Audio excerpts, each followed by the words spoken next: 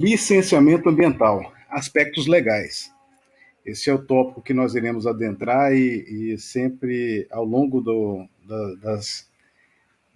dos temas que já foram abordados, eu, direto ou indiretamente, eu venho falando sobre licenciamento ambiental e a sua importância sob a ótica da política nacional do meio ambiente, a aplicabilidade de N princípios que nós já estudamos relacionados à proteção do meio ambiente. É sobre ele que nós iremos desenvolver. Grande parte das imagens que nós iremos estar apresentando durante os slides envolve exatamente a, a necessidade, direta ou indireta, do exercício de alguma atividade ou empreendimento que exija licenciamento ambiental. E eu irei fazer os comentários devidos. No entanto, a princípio é interessante observarmos e reprisarmos aquilo que já foi falado no ordenamento jurídico ambiental brasileiro, a respeito da competência dos entes federados no que diz respeito ao meio ambiente. Então, em termos de competência administrativa, ou material, ou geral, ou comum, ou implementadora, cabe a todos os entes federados, em pé de igualdade, por exemplo, proteger os documentos, as obras e outros bens de valor histórico, artístico e cultural, os monumentos, as paisagens naturais notáveis e os sítios arqueológicos, bem como proteger o meio ambiente e combater a poluição em qualquer de suas formas, e preservar as florestas, a fauna e a flora. Então, esse artigo 23, permite, no seu parágrafo único, a fixação de como será operacionalizado a competência de todos os entes federados, para não virar uma bagunça generalizada, para cada um saber o seu papel, a sua responsabilidade, a sua missão a ser desenvolvida nesse contexto, de modo que nós temos, e será falado ainda durante a apresentação do licenciamento ambiental, na Lei Complementar número 11, que estabelece aí os mecanismos de operacionalização e regulamentação da competência de todos os entes federados, o que facilita bastante a discussão e a implementação no âmbito de todos eles, seja a União, os estados, Distrito Federal ou mesmo os municípios. Aí, não poderia falar tão somente da competência administrativa, sem falar também no que diz respeito à competência legislativa, de normatizar efetivamente. Então, nós podemos observar que há uma competência concorrente em matéria ambiental, de modo que não só a União, aos estados e ao Distrito Federal cabe legislar sobre o tema, mas aos municípios também. Como nós já falamos, o artigo 30, inciso 1º, lá da Constituição, é, incumbe a competência do município de legislar sobre diversos temas de implicação local, dentre os quais nós temos o meio ambiente. Então, compete à União legislar normas gerais, que têm aplicabilidade sobre todo o território nacional, aos estados suplementar a legislação federal no que lhe couber, a mesma coisa o Distrito Federal, na circunscrição do seu território, e ao município legislar de modo complementar naquilo que lhe cabe sob o aspecto da legislação local, do seu território. Mas é interessante observarmos que no âmbito dos estados existe uma competência residual também, que é exatamente o quê? Aquilo que cabe ao município, que a legislação já disciplinou. Aquilo que cabe à União, tirando esses dois entes federados, o resto seria de competência residual dos Estados-membros. Então, todos eles podem legislar, observando a competência dos outros entes federados acerca dessa matéria, sobre florestas, caça, pesca, fauna, conservação da natureza, defesa do solo e dos recursos naturais, proteção do meio ambiente e controle da poluição, bem como responsabilidade por dano ao meio ambiente. Como nós já falamos, em razão da atuação do poder público implicar no cumprimento do princípio do poluidor-pagador, para se estabelecer alguma sanção, alguma responsabilidade contra quem quer que seja, necessário se faz ter uma norma que preveja que aquele tipo de conduta gera uma responsabilização estatal. Então, nada melhor do que a norma jurídica. E aí está o caminho que deve ser seguido por cada um dos entes federados a respeito dessa matéria. No entanto, no particular da legislação sobre licenciamento ambiental, nós observamos os dispositivos que já foram lidos, foram falados, artigo 23, 24, mas também o artigo 225, parágrafo 1º, inciso 4º, estabelece para empreendimentos de magnitude considerável a realização de estudo de impacto ambiental, o que, muito embora não esteja o termo constitucionalizado, o termo licenciamento ambiental, para que possa viabilizar o estudo de impacto ambiental, o estudo prévio de impacto ambiental para esses empreendimentos, é dentro do licenciamento ambiental que ocorre. E aí, as principais normas que nós temos no âmbito nacional é a resolução número 237 de 97, a resolução número 1 de 86, dentre outras do Conselho Nacional do Meio Ambiente, o que não esgota a matéria, até porque pode outras normas, leis, resoluções também dos outros entes federados legislar sobre a matéria de modo complementar, de modo suplementar, suprir algumas lacunas quando lhe cabe constitucionalmente. Então, não, a regulamentação do licenciamento, as principais são essas, mas não excluem a possibilidade do compartilhamento, da compatibilidade de norma entre os vários entes federados, que é o princípio que nós estabelecemos lá da compatibilização vertical, lá no ordenamento jurídico ambiental brasileiro. Uma outra situação que é interessante é a possibilidade do Poder Judiciário, ou mesmo o órgão ambiental de ofício, exigir que se faça um licenciamento ambiental para determinado empreendimento ou atividade. E isso partindo do pressuposto da inexistência de uma norma que estabeleça que é exigida a licença ambiental para aquela atividade ou empreendimento. Então, a atividade ou empreendimento não existe ainda, mas existe a pretensão de sua efetivação. Em cima dessa pretensão, o órgão ambiental entende por bem de normatizar, evidentemente, que para aquele caso é necessário o licenciamento ambiental e cobra do empreendedor que percorra todo o trâmite relacionado a regularização ambiental do seu empreendimento.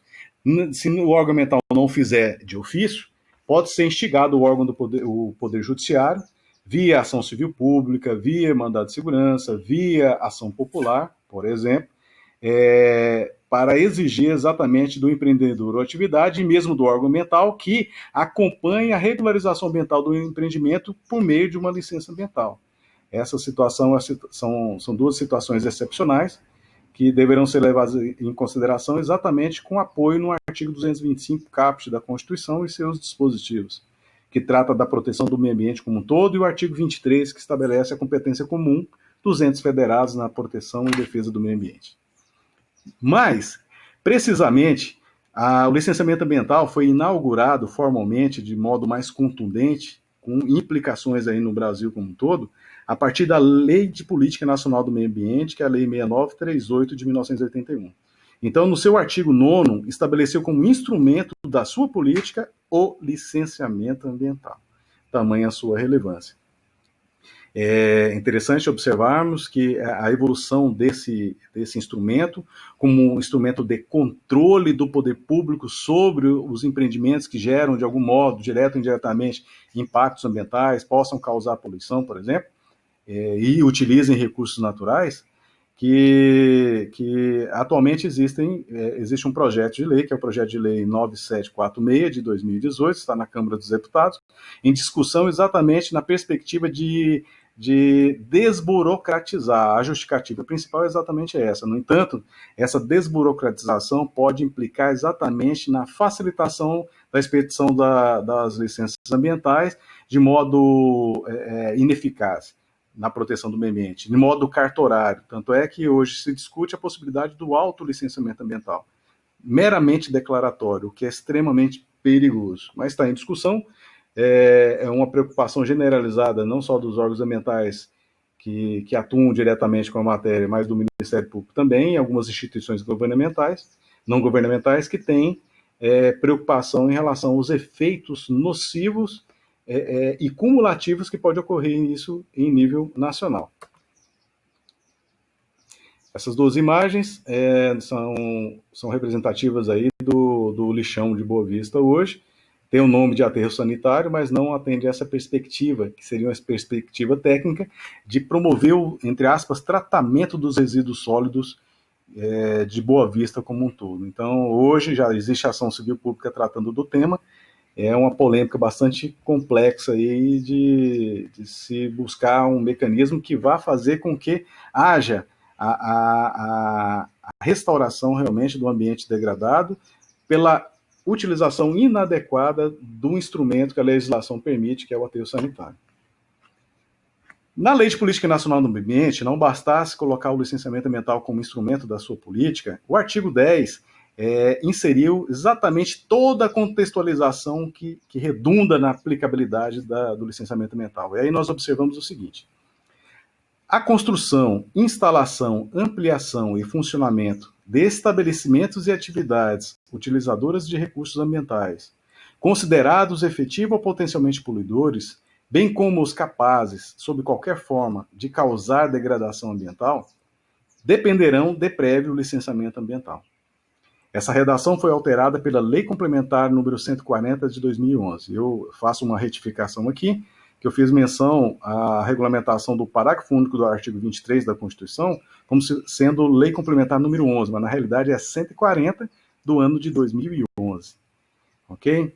Então essa é a nova redação, dá para depreender, ou seja, extrair desse artigo, do caput desse artigo, exatamente qual é o alcance, qual a aplicação da licença ambiental, qual é a forma de regularização de empreendimentos ambientais, por que é exigido. Então, como nós observamos, existem as etapas para construção, instalação, ampliação e funcionamento, o tipo de empreendimento e atividade, qual a finalidade. Então, assim, não são todos os casos que exigem a regularização ambiental, mas aqueles que forem considerados como tal, necessário se faz para viabilizar o seu funcionamento legal o licenciamento ambiental, ok? Ou seja, se ele tem que ser antecedente a qualquer investida do empreendedor no local para a instalação do seu empreendimento ou atividade. Então, a Lei Complementar número 140 de 2011, ela estabeleceu, regulamentou lá o parágrafo único do artigo 23 da Constituição no que diz respeito à matéria ambiental e outras implicações que ela vai além da matéria, de matéria ambiental. Mas estabeleceu também uma possibilidade de cooperação entre os entes federados a respeito da temática ambiental, porque um órgão ambiental sozinho não consegue resolver os problemas se não for ajudado em alguns casos, em algumas particularidades, não envolvendo só a ajuda interinstitucional dos outros entes federados, dos outros órgãos ambientais, mas também, às vezes, ocorre de atuação policial no enfrentamento das infrações ambientais. Essa lei complementar estabeleceu também ações administrativas decorrentes do exercício da competência comum, como deve ser feito, como, por quem, de que maneira deve ser efetivado. Estabeleceu a necessidade de proteção das paisagens naturais notáveis, do meio ambiente, o combate à poluição em qualquer de suas formas, a preservação das florestas, da fauna e da flora, repetindo o que já estava normatizado aí pela Constituição. Ou seja, reforçou aquilo que a Constituição já sacramentou. Em nível estadual, também a lei complementar e do Distrito Federal também estabeleceu as políticas regionais, a necessidade de estabelecimento de políticas que envolvam a particularidade do Estado-membro, ou mesmo do Distrito Federal, e no âmbito do município não poderia ser diferente, né? O município também tem um papel extremamente importante na atuação defensiva do meio ambiente, regulatória, conforme o caso. Conselhos ambientais. A própria legislação federal comentada, ela estabelece que é obrigação, ou é obrigatório existir conselhos ambientais vinculados aos órgãos ambientais licenciadores, sob pena de ilegalidade. Então, para que um órgão ambiental possa funcionar, atuar com licenciamento ambiental, licenciar um empreendimento ou atividade que exija a licença para o seu funcionamento, por exemplo, é necessário que, junto ao órgão ambiental, tenha o Conselho Ambiental. Quando nós falamos sobre o Sistema Nacional do Meio Ambiente, nós falamos também exatamente dos conselhos ambientais estaduais, Distrito Federal, os conselhos ambientais dos municípios, porque um órgão ambiental funcionando sem a existência de conselho, ambiental, ele estaria funcionando ilegalmente e não poderia estar expedindo licenças ou autorizações ambientais. E nós já tivemos exemplo aqui no estado de Roraima de situação envolvendo o município do interior, que estava funcionando só o órgão ambiental sem o conselho ambiental, o que gerou a anulação de mais de 300 licenças ambientais. Então, atualmente o órgão ambiental está funcionando junto com o conselho ambiental. Não quer dizer que seja vinculado, até não é vinculado, realmente tem que ser um conselho autônomo para permitir que funcione em consonância com o princípio da simetria, de acordo com o que ocorre no âmbito do Conselho Estadual do Meio Ambiente, Conselho Nacional do Meio Ambiente. Então, é essencial a figura do Conselho Ambiental para o funcionamento de uma estrutura que dê cumprimento à política ambiental no âmbito da União, dos estados, do Distrito Federal e dos municípios. Aí nós temos uma imagem de patrimônio histórico-cultural, que é a Igreja Nossa Senhora do Carmo. Igreja essa que é tombada aí com essa referência, e a sua restauração, que ocorreu já tem alguns anos, é uma restauração que levou em consideração também a licença ambiental, exatamente pelo fato do patrimônio histórico-cultural ser uma das modalidades de meio ambiente. Peculiaridades do licenciamento ambiental. Nós já comentamos algo a respeito, mas eu vou reforçar aqui nesse ponto, que é a diferença entre o poder de fiscalização da competência ambiental. Então, uma coisa é uma coisa, outra coisa é outra coisa, mais ou menos assim como diz o ditado popular. Então, nós observamos que a competência para a fiscalização, ela cabe a todos os entes federados em pé de igualdade. Fundamento, nós temos, vou citar o fundamento constitucional, que é o mais apropriado, que é o artigo 225 caput, que fala da responsabilidade do poder público na defesa do meio ambiente, como também o artigo 23 da Constituição, que cabe a todos os entes federados, por exemplo, defender o meio ambiente. Então, o poder de fiscalização é em pé de igualdade por todos os entes federados, o que exige que cada um, a partir do momento que tome conhecimento de alguma ocorrência envolvendo o meio ambiente, que não só pode, como deve tomar providências a respeito, principalmente aquelas de cunho sancionatório, mas não únicas, evidentemente. Agora, no que diz respeito à competência ambiental, ela está vinculada a licenciamento. Pode acontecer, por exemplo, de um órgão que atue na fiscalização não ser necessariamente aquele que licencia, de acordo com a Lei Complementar número 140, de acordo com a própria Constituição e de acordo com a Lei de Política Nacional do Meio Ambiente. Então, é interessante nós observarmos que a Lei Complementar número 140 trouxe uma polêmica, no sentido de que o órgão que licencia seria o órgão que fiscaliza. Só que essa polêmica eu entendo como prejudicada se nós levarmos em consideração a previsão constitucional, que estabelece a competência comum de todos os entes federados, a partir do momento que toma conhecimento, adotar as medidas que a legislação assim o exige. Então, se um órgão ambiental tomar conhecimento de um ilícito que está sendo praticado, mesmo por uma atividade licenciada por outro órgão ambiental, outro ente federado, ele deve tomar providências de acordo com a Constituição da República Federativa do Brasil. Essa é a linha que eu defendo, é a linha de atuação que eu entendo como mais adequada, tendo como parâmetro a própria Constituição, mas a lei complementar trouxe o dispositivo diverso e é bastante criticado e polêmico. O licenciamento ambiental é eminentemente preventivo e um dos principais instrumentos da política nacional do meio ambiente, como eu já comentei. Por que é preventivo? Então, a própria lei, no artigo 10, que eu li agora há pouco, da lei de política, ela estabelece que o licenciamento deve ser prévio, mas deve ser preferencialmente prévio. A regra geral é que seja prévio. Mas existem situações que nós nos deparamos no dia a dia que algum empreendimento ou atividade iniciou sem a regularização ambiental e foi responsabilizado. E aí o empreendedor corre atrás para poder ver a possibilidade de regularização. Como é que ele vai fazer isso? Por meio do licenciamento ambiental, mesmo da uma atividade implantada. Então, é possível regularizar posteriormente uma atividade implantada? É possível, mas não quer dizer que vá em todos os casos.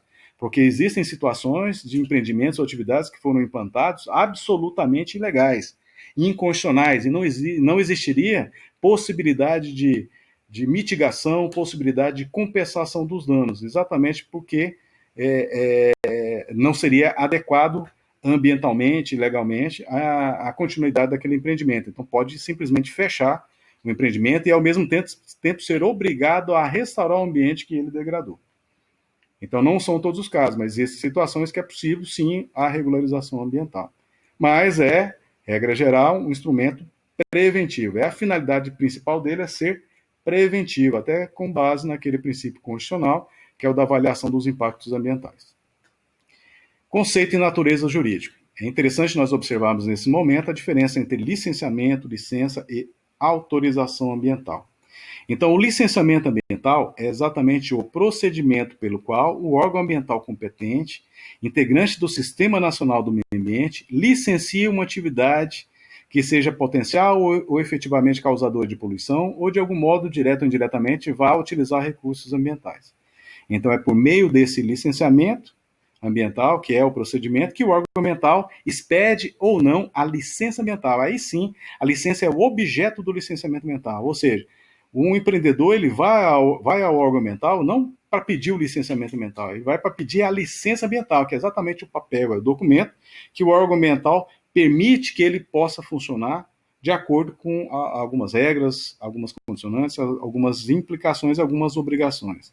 Daí nós observamos que existem fases, existem etapas das licenças ambientais. Nós iremos comentar abaixo. E a autorização ambiental, por sua vez, é aquela em que o órgão ambiental autoriza a instalação de empreendimento ou atividade nas mesmas circunstâncias do licenciamento. Agora, qual que é a diferença de um e de outro? Qual que é a diferença da autorização ambiental e da licença ambiental em si? Uma situação que é colocada na doutrina constitucional e administrativista é exatamente que a licença ambiental, a partir do momento que o empreendedor cumpriu todos os requisitos legais para a sua expedição, o órgão ambiental tem a obrigação legal de estar expedindo esse documento em benefício do empreendedor.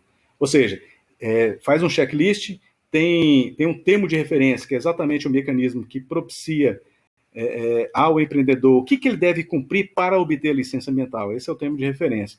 Então, cumprindo todas as exigências do termo de referência, o órgão ambiental teria por obrigação estar liberando essa licença. Essa é a característica da licença como um todo. Agora, no particular da licença ambiental, tem uma observação. Em se tratando de meio ambiente, essa licença poderia não ter essa implicação de, mesmo tendo cumprido todas as exigências, poderia o órgão ambiental não expedir esse ato administrativo. Pois bem, a autorização, por sua vez, seria o ato administrativo nas mesmas circunstâncias da licença ambiental, que, mesmo cumprindo todas as obrigações, o órgão ambiental poderia não expedir o documento, poderia não conceder a autorização ambiental. Então, isso quer dizer exatamente o seguinte: a autorização, seja em matéria ambiental ou não ambiental, ela não vincula o órgão ambiental. Então, mesmo cumprindo os requisitos, o órgão poderia não conceder. A licença, por sua vez, mesmo cumprindo os requisitos em matéria ambiental, pode não ser concedida, mas existem inúmeros julgados aí em nível de Brasil que estabelece que, a partir do momento que cumpre todas as obrigações exigidas pelo órgão ambiental, o órgão ambiental tem obrigação de estar expedindo essa licença ambiental. Ok? Mas, em todo caso, é para a construção, a instalação, o funcionamento e ou ampliação do empreendimento. Então, são essas situações que norteiam aí as implicações jurídicas desses atos administrativos. Só para ter uma ideia, como referência, no âmbito do Estado de Roraima, nós falamos em licenciamento ambiental, que viabiliza a expedição ou não de uma licença ambiental. E no âmbito do município de Boa Vista, temos aí a autorização ambiental. É por meio do licenciamento ambiental que se expede o ato administrativo chamado autorização ambiental. É estranho, mas é isso mesmo. Pois bem, objetivos. Os objetivos a serem tratados no licenciamento ambiental envolvem atividades e empreendimentos, que o artigo 10 da Lei de Política já estabelece claramente que seriam aqueles potencial ou efetivamente causadores de poluição, ou mesmo aqueles que utilizam recursos ambientais. Mas, como eu falei, existem algumas formas de licença ambiental, ou conforme o caso, autorização ambiental. Mas eu vou estar falando genericamente como licença. Então, licença ambiental para contemplar fases do empreendimento ou atividade. Por exemplo, a primeira licença ambiental que se aplica no licenciamento ambiental regular, vamos dizer, não se instalou um empreendimento, não existe, vamos dizer, existe uma perspectiva de implantação do empreendimento, nós falamos da primeira como sendo a licença prévia, que é aquela que vai inaugurar, aquela que vai permitir a realização de estudos, aquela que vai permitir a avaliação se a localidade pode ser propícia ou não para a instalação daquele empreendimento ou atividades, pode ser adequado ou não. Então, a licença prévia é exatamente com essa finalidade. Então, tem prazo de validade, tem valores que são cobrados para a sua realização, tem custo, evidentemente, para o empreendedor. E, ao mesmo tempo, existe a possibilidade de renovação dela. Às vezes, ele não consegue cumprir todas as etapas, todas as condicionantes, ou seja, não só todos os tipos de licença, existem condicionantes para viabilizar a etapa seguinte ou para viabilizar a manutenção da sua validade. Então, são de cumprimento obrigatório por parte do empreendedor.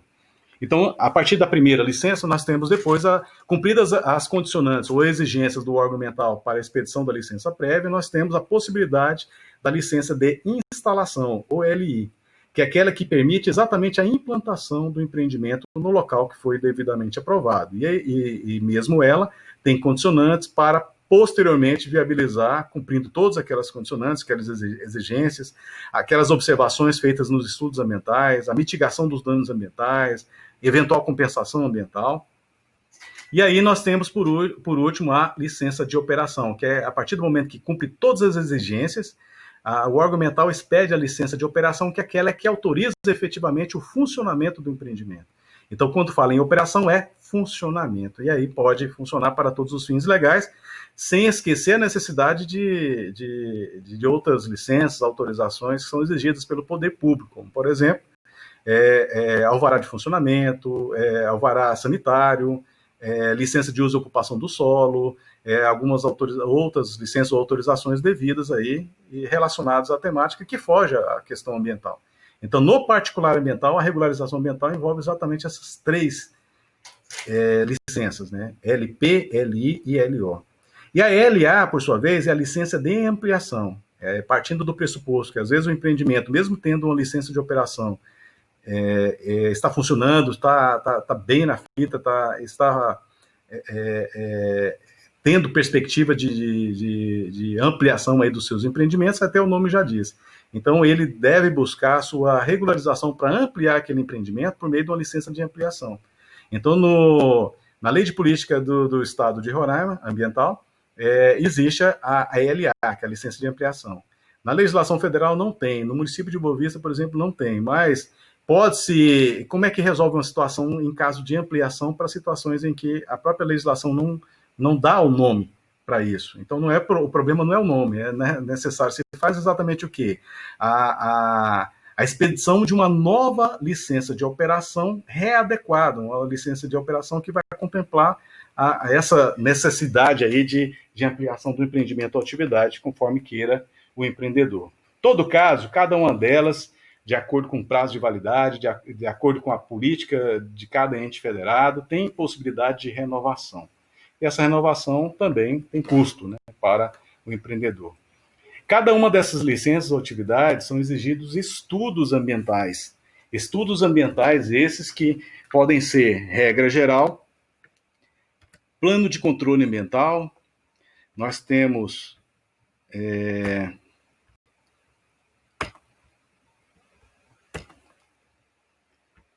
então nós temos o plano de controle ambiental, nós temos o estudo prévio de impacto ambiental ou estudo de impacto ambiental, que é o EPA, e junto a ele nós temos o RIMA, que é o relatório de impacto ambiental do meio ambiente. Nós temos o plano de recuperação de área degradada, que é o PRAD, etc. Conforme o caso, conforme o empreendimento. Mas no geral são esses. Então o primeiro, que é o plano de controle ambiental, é o mais simplificado. Geralmente é feito por um único técnico contratado, né, habilitado, cadastrado no órgão ambiental e habilitado para expedir esse documento técnico que viabilizaria aí o trâmite do licenciamento ambiental. Então, é um estudo mais simplificado, conforme o caso. O órgão ambiental que vai avaliar o estudo e vai exigir, evidentemente. Para estudos mais complexos, mais analíticos, que exigem uma equipe, no mínimo, multidisciplinar, que é o que está estabelecendo a resolução número 1 de 86 do Conselho Nacional do Meio Ambiente, são para grandes empreendimentos, do tipo hidrelétricas, ferrovias, rodovias, pontes de grande porte, portos, aeroportos, implantação de empreendimentos imobiliários acima de 100 hectares, implantação de empreendimentos agropecuários acima de 1.000 hectares, etc. Então, são os grandes empreendimentos que geram grandes impactos, evidentemente, ou podem gerar grandes impactos, que são exigidos aí o estudo prévio de impacto ambiental, o relatório de impacto ambiental.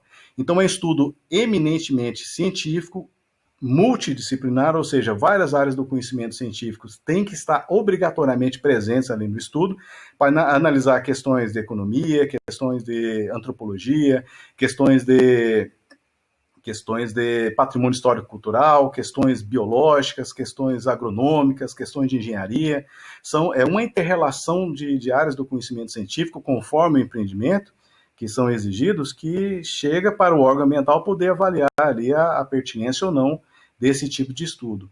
E é um estudo tão técnico que, junto a ele, é obrigatório, com base nessa resolução número 1 de 86 do CONAMA, está acompanhado com relatório de impacto do meio ambiente ou relatório de impacto ambiental, que é exatamente a tradução numa linguagem coloquial, uma linguagem simplificada do estudo ambiental, para que a população como um todo tome conhecimento. Ou seja, todos esses estudos, conforme nós já falamos, em razão do princípio da publicidade, deverão ser princípio da informação, princípio da participação, eles deverão ser disponibilizados. Então, no caso do EPIA, que é o Estudo Técnico Científico, a sua tradução, entre aspas, deve ser por meio do relatório de impacto ambiental, ou seja, o RIMA é obrigatório, ele só existe a partir do momento que existe o EPIA ou EIA. Então, é muito comum nós observarmos em nível nacional um instrumento chamado EIA-RIMA, mas EPIA-RIMA é exatamente o que? A Constituição estabelece lá,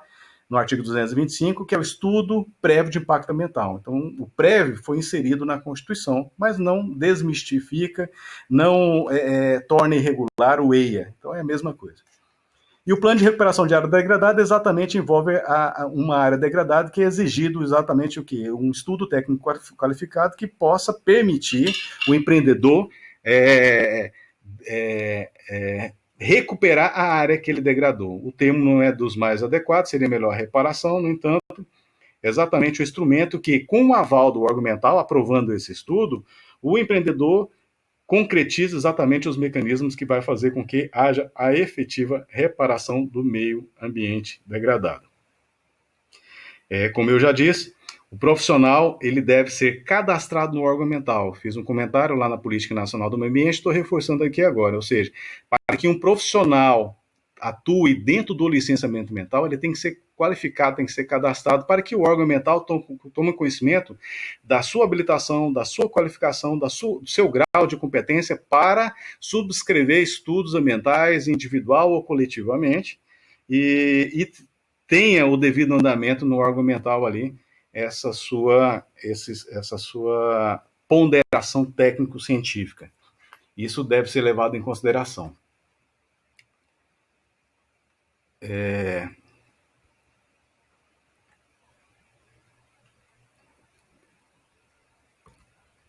Pois bem, com a expedição da licença ambiental, é importante, isso está expresso lá no artigo 10 da Lei de Política Nacional do Meio Ambiente, junto com o artigo 2º caput da resolução número 237 de 97 do CONAMA, que a licença / autorização ambiental não exclui a necessidade de outras licenças / autorizações do poder público, que é o que eu falei.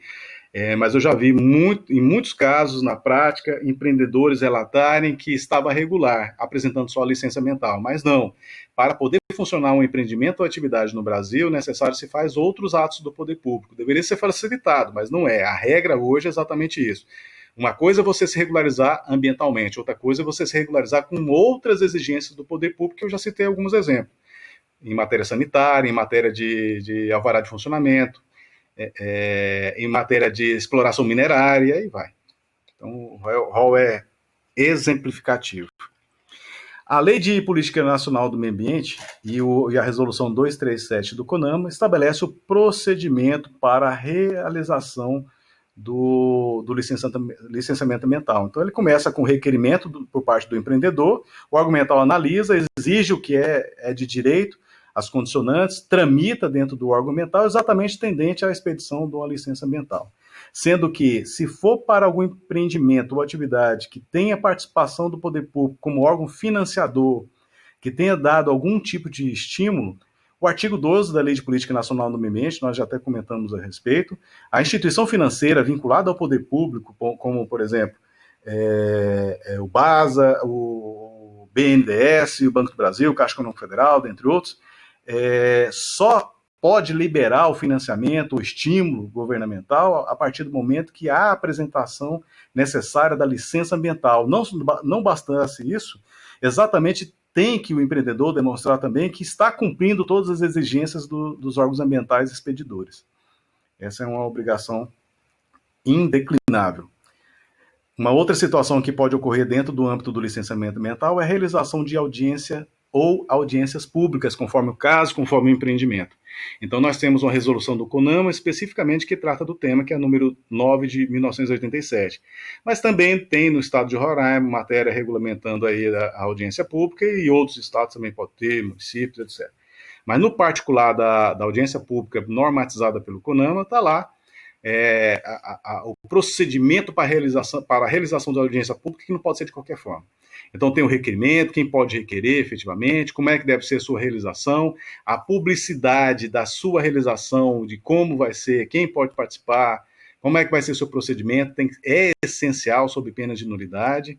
O resultado da audiência pública é interessante nós observarmos que ele não vincula, por mais que tenha votação na audiência pública, o resultado dela é indicativo, é opinativo para o órgão ambiental pode concordar ou não com o seu resultado, mas a ausência, quando é o caso da exigência de audiência pública, como, por exemplo, nos estudos de impacto ambiental, que é a resolução, nos casos lá que exigem o estudo prévio de impacto ambiental e relatório de impacto ambiental, é exigida a realização de audiência pública, conforme o caso, mais de uma audiência pública, de acordo com o porte do empreendimento, como foi o caso aí da transposição do Rio São Francisco, em que inúmeras audiências públicas ocorreram em nível, em especial, regional e local, se eu não me engano, por volta de 7 estados aí que foram, e são, inclusive até hoje, afetados pela implantação desse mega empreendimento nacional. A sua ausência, como eu falei, ela é passível de nulidade. Nulidade do licenciamento é um dos grandes entraves do licenciamento ambiental, com a intervenção do Poder Judiciário, provocada ou não pelo Ministério Público, por meio de ação civil pública, exatamente a forma como deve ser feita as audiências públicas. E as audiências públicas, um dos aspectos mais relevantes dela é exatamente a necessidade de participação qualificada da sociedade. Então, a sociedade ela deve se mobilizar, deve participar, deve contribuir, deve opinar, questionar, mas, assim, de forma qualificada seria o ideal, exatamente tendo um conhecimento prévio do que vai se tratar e podendo efetivamente opinar e questionar alguns encaminhamentos que poderão ser levados a termo aí nas audiências públicas. Eu já participei de inúmeras audiências públicas aqui em Boa Vista, e as audiências públicas, grande parte das pessoas que participavam tinha algum interesse direto com o empreendedor ou mesmo com atividade acadêmica. Então, assim, a sociedade em si não participa muito pouco, pelo menos na nossa realidade, o que deveria ser diferente. Então, nós deveríamos participar mais aí como sociedade na atual conjuntura, envolvendo um tema que também é responsabilidade de nós atuarmos na defesa. Princípios da publicidade e informação são princípios diretos e da participação também dentro do licenciamento ambiental. A publicidade, eu já fiz alguns comentários a respeito, por exemplo, da publicidade da expedição da licença ambiental, do requerimento da licença ambiental, de permitir o cidadão ou o indivíduo que queira tomar conhecimento de algum ato, de algum documento técnico que for produzido ali no âmbito do licenciamento ambiental deve ser fornecido, salvo o sigilo legal, de acordo com a Lei Federal número 10.650 de 2003. No entanto, essa divulgação visa exatamente, principalmente os órgãos oficiais, mas não impede que outros que sejam também veiculados nos órgãos particulares, como são os jornais de circulação local ou regional. É uma exigência para dar a maior publicidade possível. Já vi situação concreta que gerou aí a nulidade de licenças ambientais, quando o órgão ambiental, conduzindo o licenciamento ambiental, disse que era verbalmente, e depois formalmente, que era obrigação do empreendedor publicar. Agora, se o empreendedor não publicou, paciência. Então, assim, relegou a responsabilidade da publicação ao empreendedor. Se ele não fez isso, não poderia fazer nada. Na realidade, é o contrário. Como órgão público, deve ser obrigatória a condução de acordo com os parâmetros exigidos, dentre os quais nós temos aí a Constituição. Então, não precisaria nem trabalhar em normas infraconstitucionais que também exigem aí a devida publicidade. Princípio da legalidade, um aspecto interessante que eu coloco a respeito desse tema é da impossibilidade de escolha dos órgãos ambientais. Ou seja, existem situações concretas em que o empreendedor, conforme o caso, ele escolhe um órgão ambiental. Por exemplo, o órgão ambiental que vai licenciar mais rápido para ele.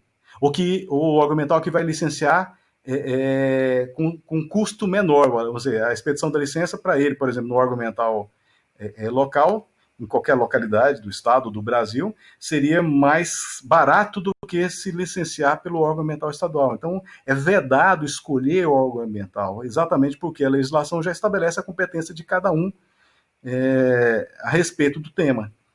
Então, numa situação como essa, seria impeditivo da escolha do órgão ambiental, até para demonstrar a lisura aí que deve ser e deve atuar cada órgão ambiental integrante do CISNAMA.